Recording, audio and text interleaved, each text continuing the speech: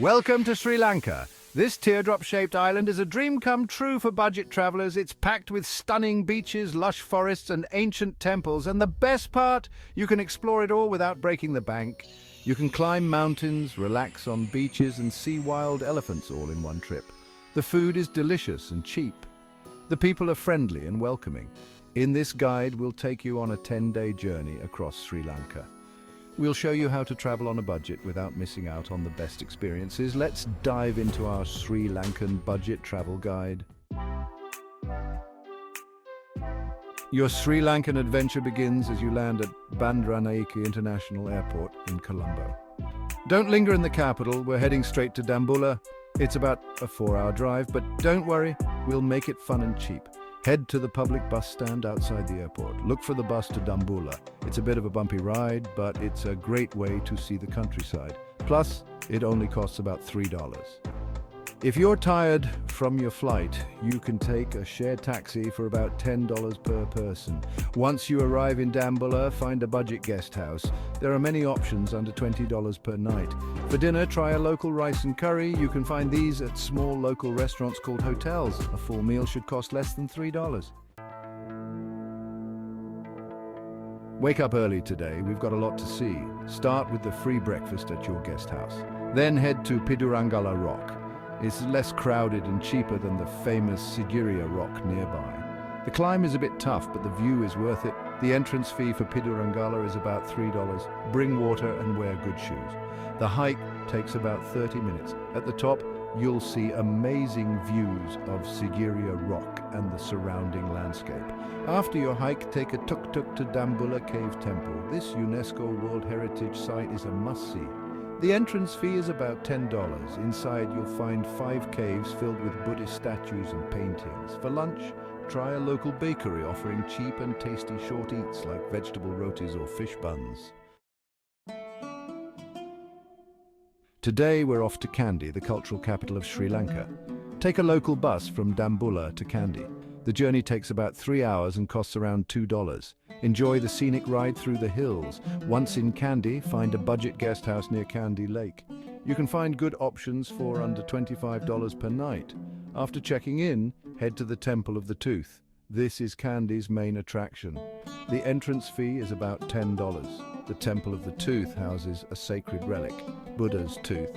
Try to catch the evening puja, worship ceremony. For dinner, try some street food around the Kandy market.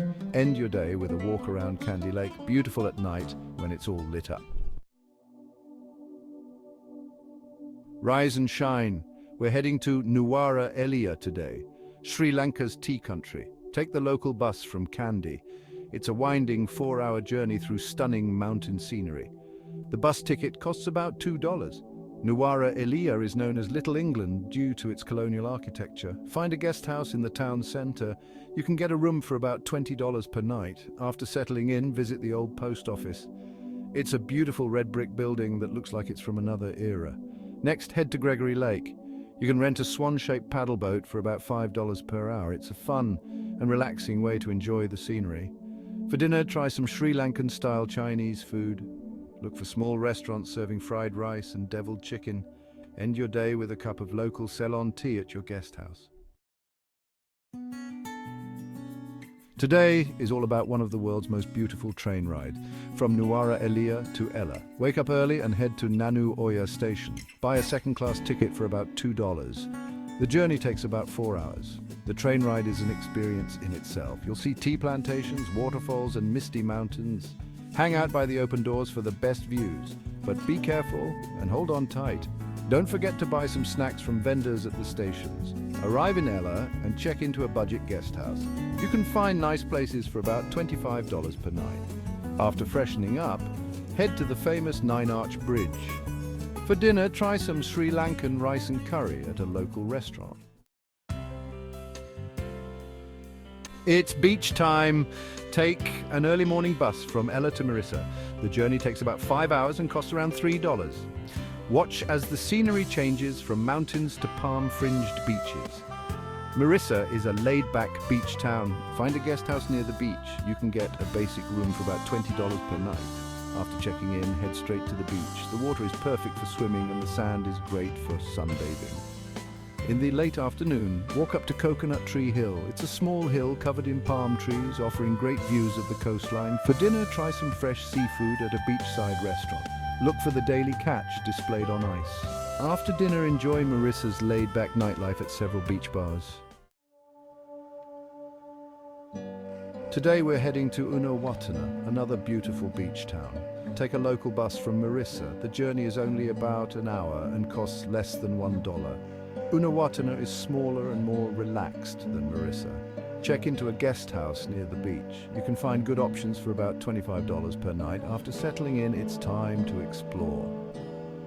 Walk to Jungle Beach. It's a hidden cove that's less crowded than the main beach. The walk takes about 30 minutes through a jungle path. In the afternoon, visit Lion King Hill. It's a rocky outcrop with great views of the coastline. For a small fee, you can swing out over the ocean. For dinner, try some local street food. End your day with a quiet walk on the beach under the stars. We're heading back to Kandy today, but with new adventures in store. Take an early morning bus from Unawatuna. The journey takes about 6 hours and costs around $4. It's a long ride, but the changing scenery makes it interesting.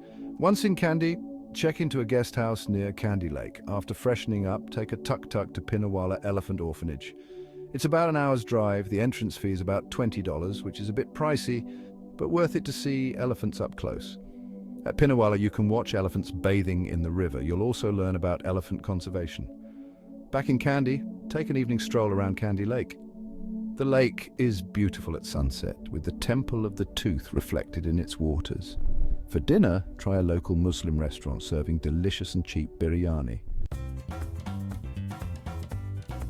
Today we're heading to the coast again, this time to Bentota. Take a morning train from Kandy to Bentota. The journey takes about 4 hours and costs around $3 for a second-class ticket. Enjoy the changing landscape as you travel.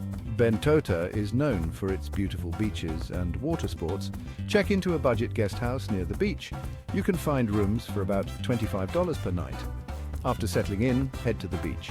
You can try water sports like jet skiing or banana boat rides. In the afternoon, take a short train ride to Galle. It's only about 30 minutes away. Explore Galle Fort, a UNESCO World Heritage Site. For dinner, try some seafood at a small restaurant in Galle Fort. Take the train back to Bentota in the evening. It's our last day in Sri Lanka, but we're not slowing down. Start early with a trip to Damodara 9-Arch Bridge. Take a tuk-tuk from Bentota. It's about a 3-hour drive, but the scenery is worth it. The bridge is a marvel of colonial-era engineering. Try to time your visit with a train crossing.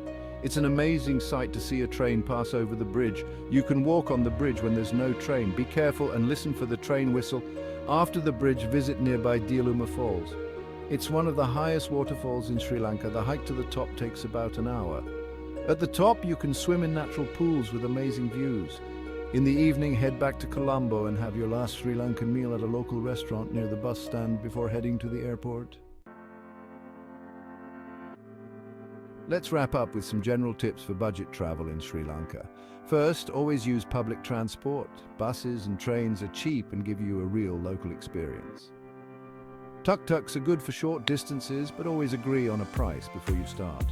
For accommodation, guest houses are your best bet. They're cheap and often include breakfast. Look for places with good reviews on budget travel sites. For food, eat where the locals eat. Hotels, local restaurants, and street food stalls offer the best value. When it comes to activities, many natural attractions are free or very cheap. Beaches, hikes, and waterfalls don't cost much.